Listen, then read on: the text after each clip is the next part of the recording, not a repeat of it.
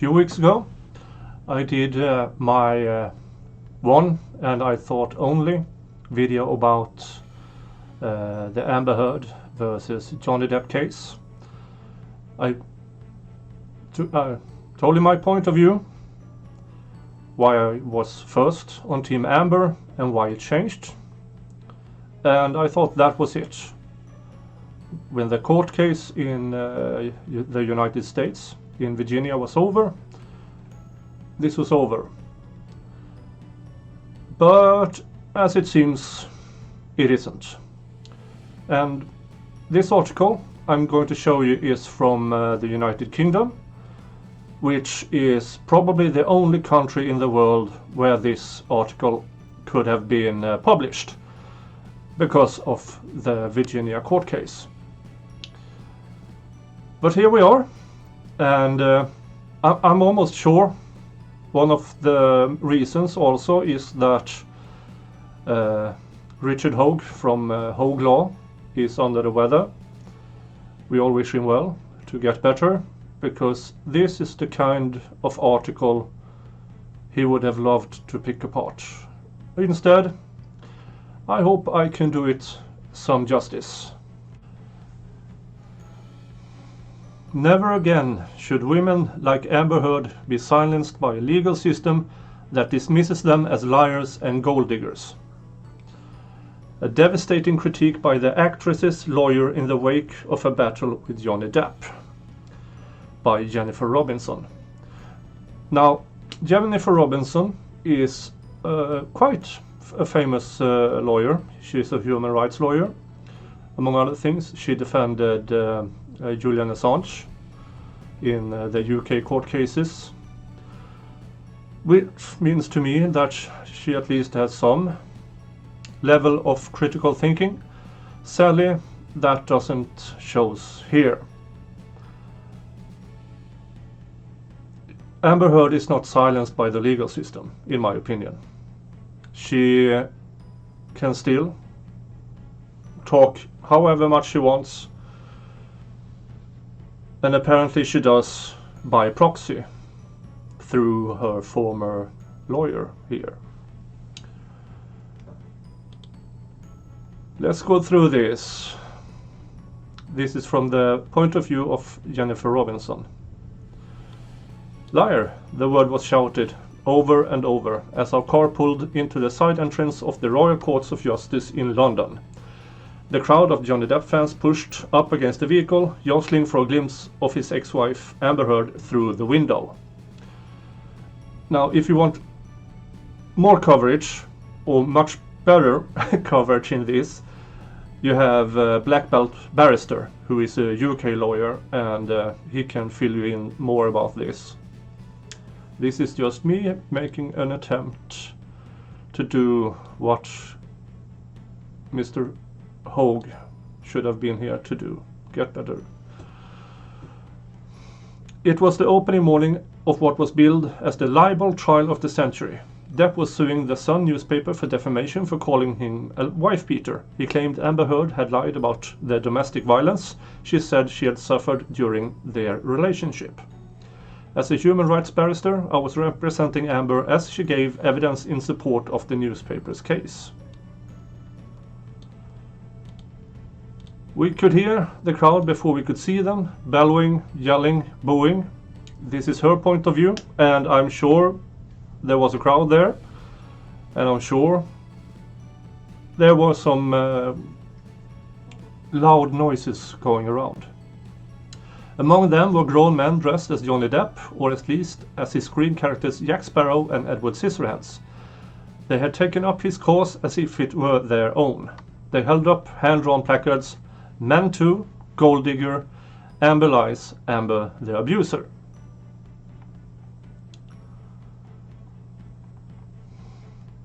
In Johnny Depp, it was if they saw the victim of a cancel culture supposedly obsessed with bringing white masculinity down.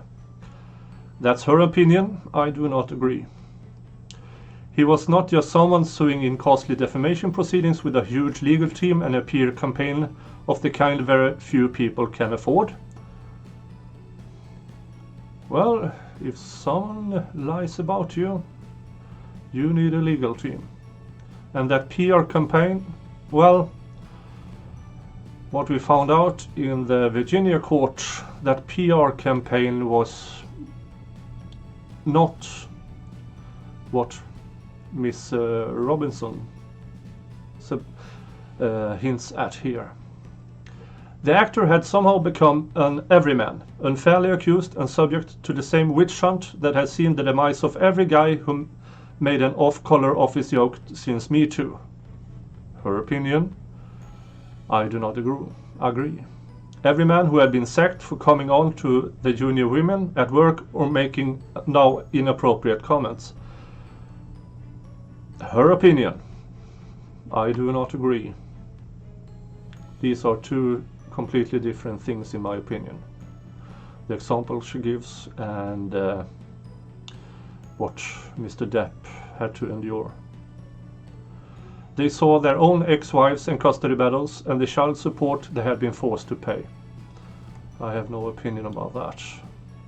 Maybe they sympathized with Depp when they learned he had sent a message to Elton John calling his ex-wife and mother of his children, Vanessa Paradis, a French extortionist C-word. Maybe they agreed with his text calling women ladies of the night and wishing ruin and death on Amber, his ex. We will get through this.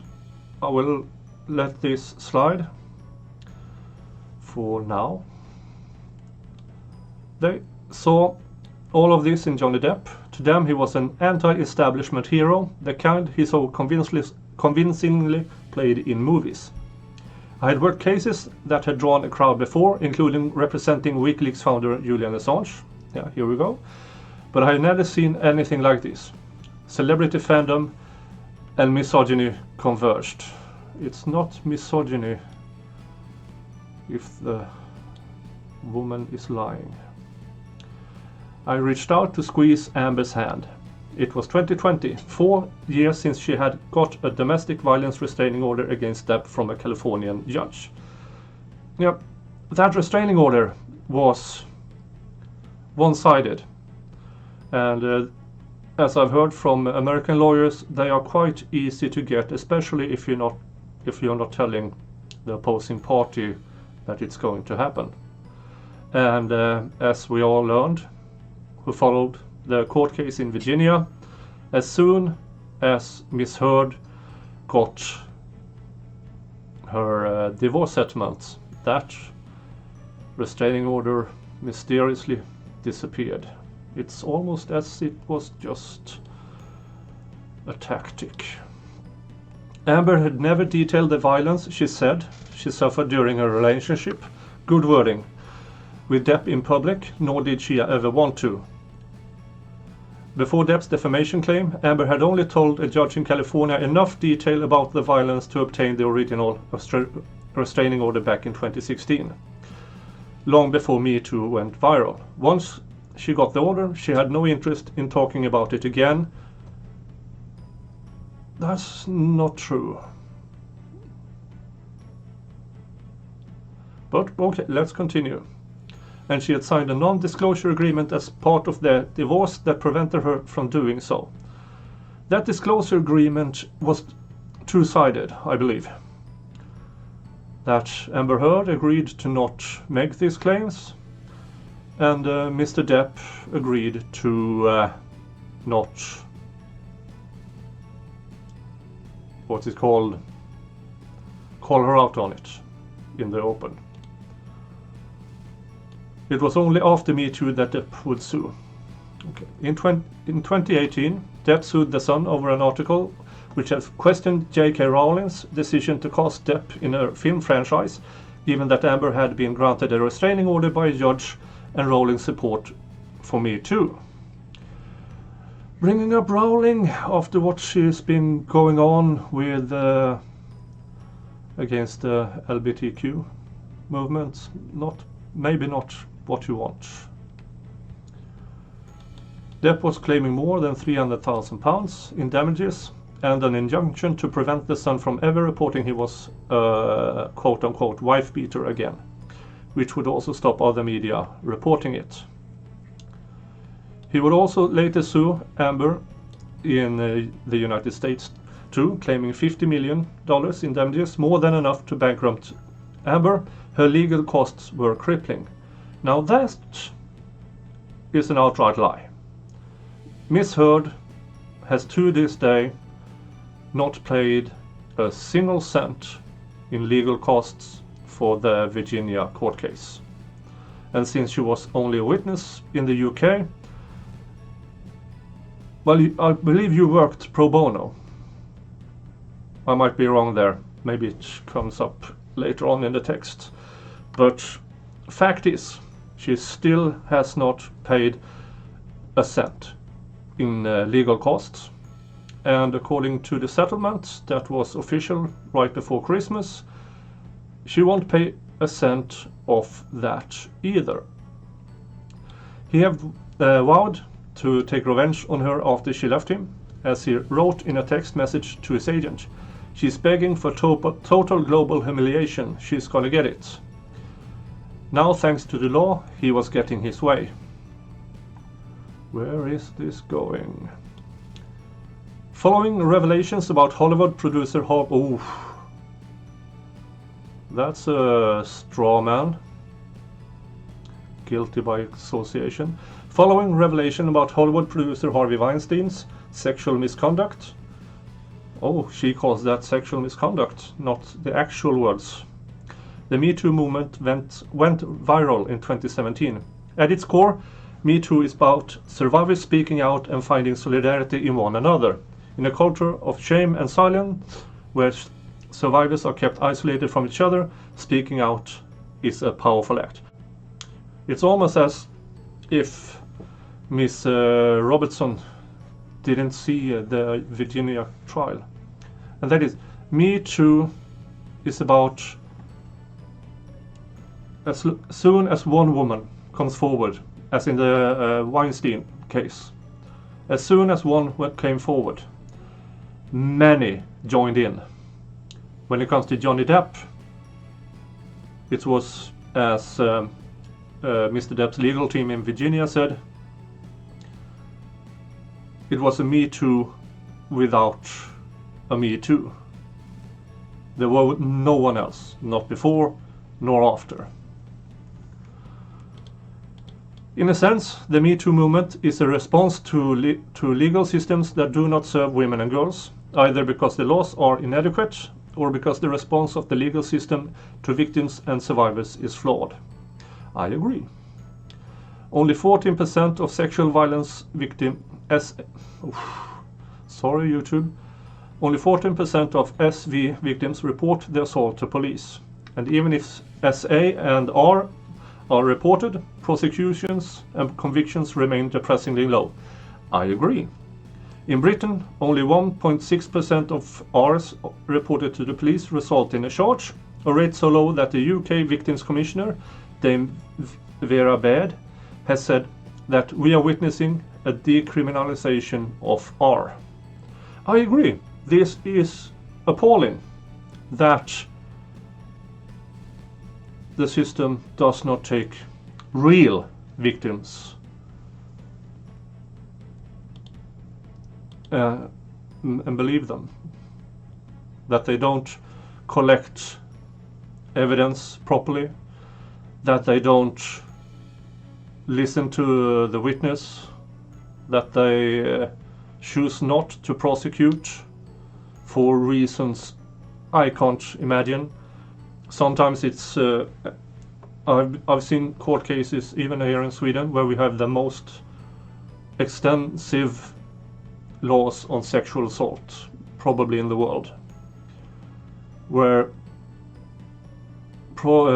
defense attorneys still ask the question, what were you wearing? Which numerous studies has shown has no relevance on an attacker doing the R. Even smaller again is the number of men who are actually convicted. In the UK, less than 1% of R cases result in conviction. And I agree, it's appalling. But something has happened as a reaction to the Me Too movement. As women have been empowered to break their silence, they have faced a different kind of silencing. The silencing of those who speak out by and through the law.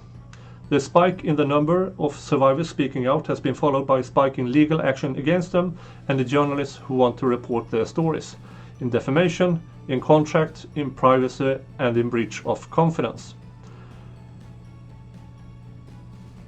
This is how law works. If you believe you are wrongly accused, you should have every opportunity to go to court. By far the most common legal action we have seen against women who spoke out reported gender-based violence is the libel suit. Defamation law allows a person to sue for damage caused to their reputation. Yeah, that's how the law works. If you feel you have been wrongly accused, you should have that opportunity.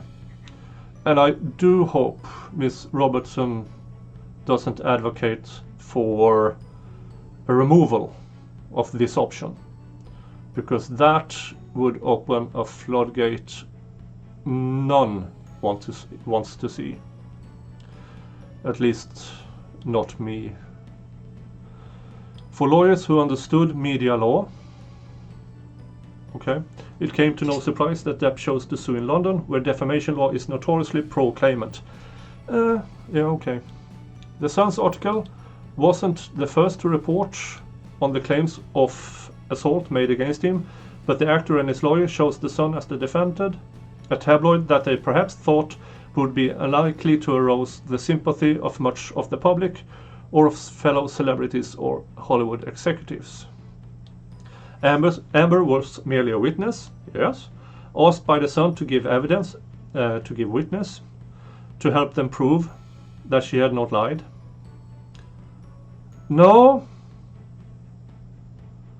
to help them prove that they could rely on her testimony, on her story, not help them prove she didn't lie. That's a totally different thing about the abuse she suffered in their relationship. Soon after he sued, Depp's PR campaign had kicked into gear. GQ magazine reported he had hired crisis management firm Hawthorne. I don't think there were evidence of that, but let's GQ magazine, that if they report something, that doesn't make it true, but I really don't know. I will ask Black Belt barrister for that. Which acts for exceptionally wealthy clients who call if there's no one else to call. Its staff were Wolfman Fixes public image adjustment specialists. Yeah, PR. In the lead up to the UK trial, there was a full-scale effort to paint Amber as a liar and abuser and Depp as the nice guy victim, a well-known tactic to deny, attack and reverse the role of the victim and offender, or DARVO for short. Okay. Celebrity friends gave statements in support of Depp, including his ex-wife Vanessa Paradis, who said it was not the true Johnny she knew. Another ex, Winona Ryder, said the allegations were impossible to believe, though significantly neither she nor Paradis appeared in the London court. They didn't have to. Which would have allowed them to be cross-examined. Now this is insinuating that she or the other barristers would have gotten the truth, but absence of witness testimony does not prove anything. In the eye of the law, it doesn't exist, and the innuendo here is not good. It was later reported that Ryder had hired a former US prosecutor to block the use of her testimony. That's the law. Meanwhile, a sea of online trolls targeted Amber, us as her lawyers, and the journalist reporting on the case. We're on a sea of online trolls. Now we should know that what she means is what she refers to is Bot Sentinel and Christopher Boozy, and I've seen that report. I read it. I saw Nate the lawyer report on it, and it's good that she doesn't it's good for her that she doesn't make an actual reference, since Mr. Boozy, yeah, he's in a lot of trouble.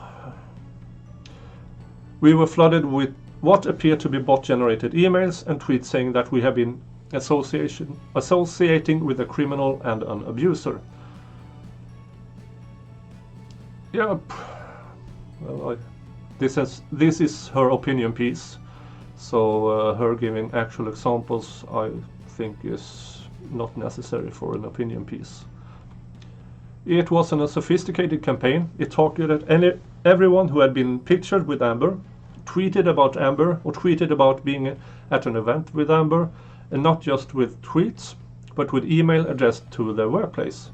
Colleague after colleague forwarded me the identical tweets and emails they had received. Amber and I had spent 2 years gathering evidence to corroborate her allegations: photos, text messages, medical records, witness evidence. Now, medical records, when she writes this, she means the statements she told her therapist, and those are not really medical records, not that can be used in any court that has what do you call it, hearsay rules. She had, in my view, far more evidence than most victims of domestic abuse. Now,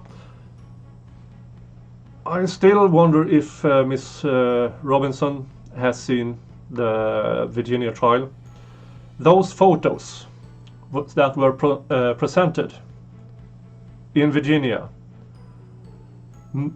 more than 2 were duplicates. In my opinion, forgeries. Then the text messages, hearsay, witness evidence. Well, where were all these witnesses in Virginia?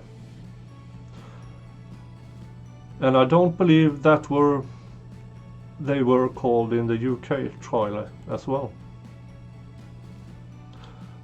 Very well.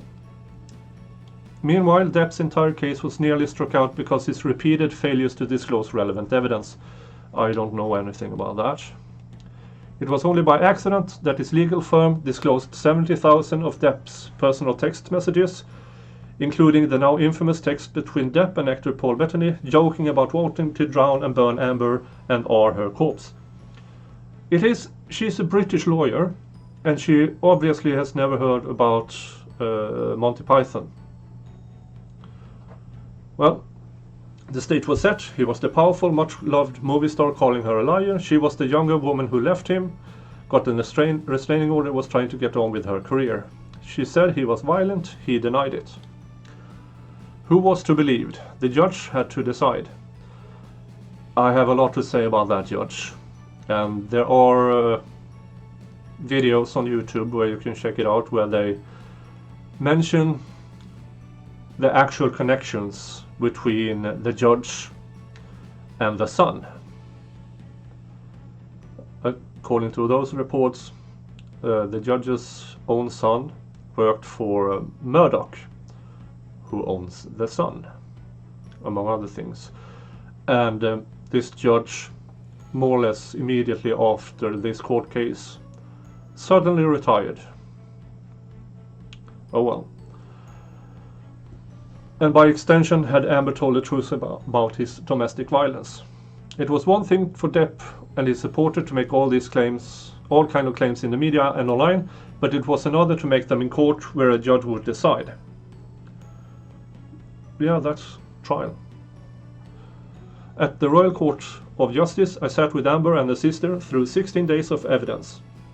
I watched as she and Depp were cross-examined over 14 separate incidents of violence, including SSV, which was heard in closed court to protect what was left of her privacy. And here we come into, as she was just a witness, she didn't have any responsibility of discovery, as I see it, which we saw once she was a subject for discovery. Her testimony crumbled in Virginia. I watched as Depp's defense used all the old gendered tropes. She lied, she nagged him, she picked fight, she stood up to him. Well, we know we know that now from the Virginia. She was not a real victim. Much of Depp's case was irrelevant to the central question: had he hit her? There was certainly evidence of his violence. In a recording that we discovered and submitted as evidence, Depp said this: "I headbutted you in the effing forehead. That doesn't break a nose." Amber said, yeah, here she leaves out a lot of that recording. But she is advocating for Miss Heard. Of course she will.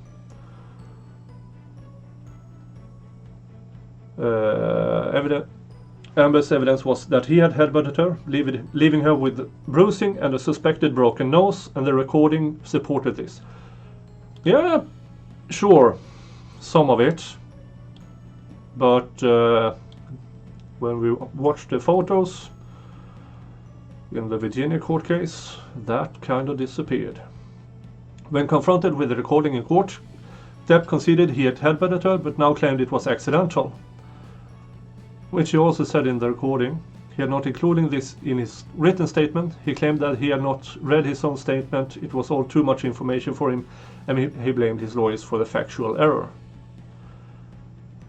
I need to see that in actual writing. The reaction among the lawyers in the courtroom was palpable. This was a huge blow to Depp's credibility. That is your opinion? Of course, there was a problem with Depp's answer, as the judge would abruptly remind him he had been asked at the outset of his evidence to confirm that he had read his witness statement and that it was true, and had done so. 4 months later, the judgment arrived in my inbox. I quickly scrolled through the 129 pages. Mr. Justice Nicol found that what the Sun had published was substantially true. He found there was sufficient evidence to support evidence account in 12 of the 14 incidents. Oh, there are a lot of videos out there. Check Black Belt Barrister foremost about this court, the judgment. I immediately called Amber to give her the good news. She had been vindicated. It was a big win for Amber and for all women. Oh, setting an important precedent that would deter the powerful from suing to silence. He sued the Sun, not her. The Sun ran a triumphant headline and front page. On behalf of the domestic abuse survivors, we can all confirm he is a wife beater. I have opinions. The outcome was hailed by domestic violence charities after a trial which exemplified tactics used to silence and discredit victims. Lisa King of Refuge, the largest specialist domestic violence service, said that the ruling was a very powerful message. Power, fame and financial resources cannot be used to silence women. Depp's lawyers protested what they called a perverse and bewildering decision, but his appeal was rejected. Most appeals don't survive. And I know there is a petition for bringing up the case again. Depp supporters and online trolls went into meltdown. Wild claims were made about the judge and about me, Miss Robinson. thousands signed online petitions calling for the judge to be sacked, claiming he was biased and had conflict of interest. It was just another online misinformation campaign that bore no relationship to reality. I disagree. And, well, misinformation campaigns and Amber Heard, well, takes one to know one. The judgment had restored my faith about the progress that had been made in how women are treated in the courts, if not in the media and online. Surely no one could doubt her now, I thought to myself. But how wrong I was. Amber continued to face suspicion and online attacks and abuse. The online noise attacking her drowned out the fact that the British court had determined that she is a domestic abuse survivor. And then came the US trials. 2 years later, on the same set of facts, no. Oh, no. They are not the same set of facts. This line of she just wrote about misinformation, and then she writes 2 years later on the same set of facts. That is simply wrong. The same outdated argument will run again. No! Two completely different court cases. Completely different court cases. Where Miss Heard was the actual defendant. You know this, Miss Robinson. You know this. Why are you writing this? This time before a jury in Virginia in the US, Depp was suing Amber for an opinion piece she wrote for the Washington Post in 2018. In it, Amber did not name Depp or any of the underlying factual allegations of violence. That is defamation by implication, but wrote from experience about how women who speak out need to be supported and necessary law reform to better support survivors. Yeah, actual survivors, not Miss Heard. Depp had lost his defamation case in the UK, a jurisdiction that is notoriously pro-claimant. It should have been more difficult for Depp to win in the US. I agree. I completely agree. It should have been. But then Miss Heard took the stand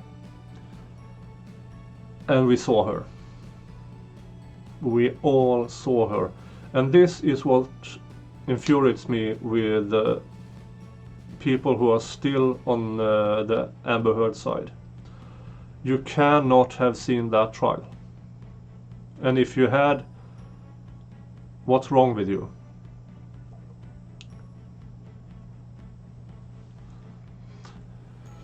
Where the burden of proof fell on him rather than on the defendant. By rights, she should have won, based on the evidence and the supposedly more stringent free speech protection in the US.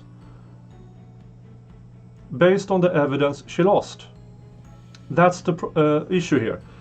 When all the evidence, not the UK trial when she was just a witness, when she had to produce the evidence, and we all saw it. Duplicated photos, statements that are physically impossible. I said it once, I will say it again. When she claimed she had sliced feet and emphasized severely sliced feet, she didn't seek any medical attention. She went home to the United States after this, went directly to her friends, and nobody said anything about her feet. And if you have any medical experience, wounds on feet get infected. You need medical attention. You can't come, there's nothing you can do about that. You can't speak it away, you can't wish it away, you can't call on a fairy godmother and the wounds suddenly heal. These wounds, as she described it, would have taken months to heal. She is not Wolverine.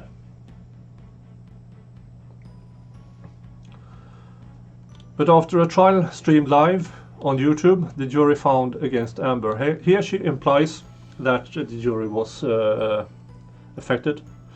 I actually do not believe that. If anything, what we discovered on by the live stream was that we could actually see Miss Heard testify. We could see the evidence. And that made all the difference, in my opinion. It decided Amber had defamed Depp and that she had lied, and she had done so with malice. And they awarded him 10 million in damages and 5 million in punitive damages. The jury also found that Depp had defamed Amber through the statements of his lawyer claiming her allegation were a hoax. Wrong. The one point she won at was when he detailed what the hoax was, where Mr. Depp's former lawyer made allegations towards her friends that they were involved in the hoax. But when it came to hoax, that she made it all up, the jury said, we believe it is a hoax. They just didn't believe her friends were involved in it. She was awarded 2 million. I believe the outcome was absurd. Of course, okay. And the consequences have been even worse than could have been imagined for Amber and women everywhere. No. The only person this should affect is Amber. When human rights activists, women's activists, claim it affects women everywhere, then you are making it so. Nobody else. Not the Virginia court, not the jury, not anybody online. You make it so by claiming it. And the fallout has been global. After seeing what happened to Amber, lawyer colleagues around the world have said their clients are worried about taking action against their abusers. I don't believe it. The only way their clients are worried about taking action against their abusers is because people like Miss Robinson tells them it is so. Nobody else does this. As a matter of fact, most of the law tubers, the lawyers, people with judicial experience, they are in unison about this. This should not affect all women. It should only affect Miss Heard, because Miss Heard is a proven liar now. It's the women's rights activists who, for some odd reason, can't get into their heads that Miss Heard duped them. She lied, in my opinion. Well, I don't have to say in my opinion. We have a court case. We have a judgment. And Miss Heard even conceded the appeal, which means she agrees. She lied. Others reported that abusive partners were threatening them, saying they were an Amber and no one would believe them. I'm sure, because you tell them it's okay to do that. Nobody else does. You do this. In the face of all this, there remain many important questions. What message does all of this send to women who might want to speak out about their abuse? It should be, don't lie. If you're an actual victim of abuse, go speak to a lawyer, go talk to the police, go to the court. Do everything you can to get away from your attacker. It also says, don't make up stuff. How many more women will have watched this case and thought, I can't go through that? Well, I believe many of them do because you tell them. How many women now feel unable to confide in family members about their experiences after hearing them ridicule Amber?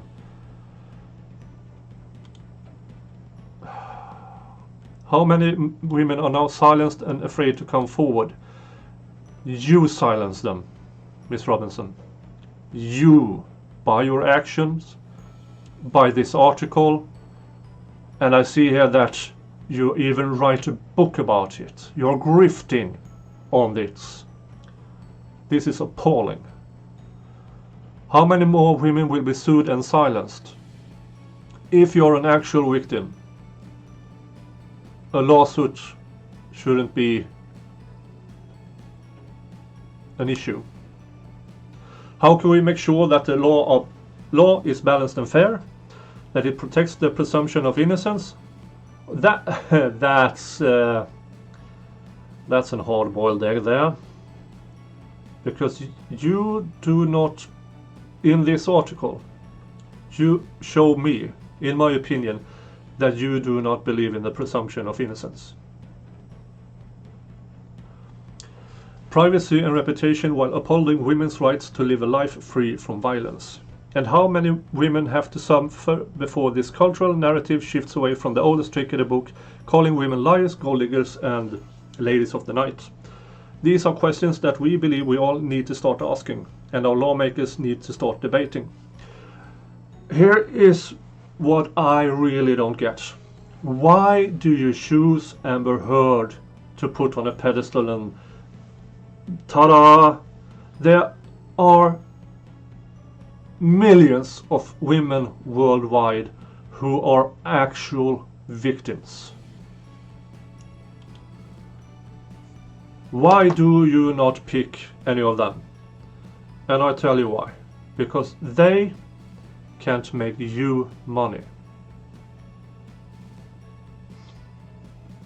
If Miss Jane Doe came up to you, you wouldn't use her as an example. You choose Amber Heard because it makes you money. Please, Miss Robinson, choose a victim of domestic violence. Don't choose Amber Heard. She has fallen, and you might fall with her if you don't change your mind. And everything in Miss Heard's testimony in the Virginia court case should have made you realize that you were wrong about her. The fake photos, the Amica cream, the bed frame, her sliced up feet, how she managed to get, as she testified under oath, that she was repeatedly struck in her head, had her head banged against the floor until she lost consciousness and didn't need medical attention. That only happened in movies. And this is why I believe Miss Heard got her inspiration from movies. Because had it happened, she might not, with that amount of violence she described, she would have looked worse than Rihanna. She would have had scarring all over her body, scarring all over her face. She would have had micro fractures in her head. She might even have actual fractures and brain damage due to if her testimony was correct. Most of what she described, I believe, is not physically possible. Please, Miss Robinson, for the sake of the women you claim to represent. Do not have Amber Heard as your trophy. Choose somebody else. Whew. Well,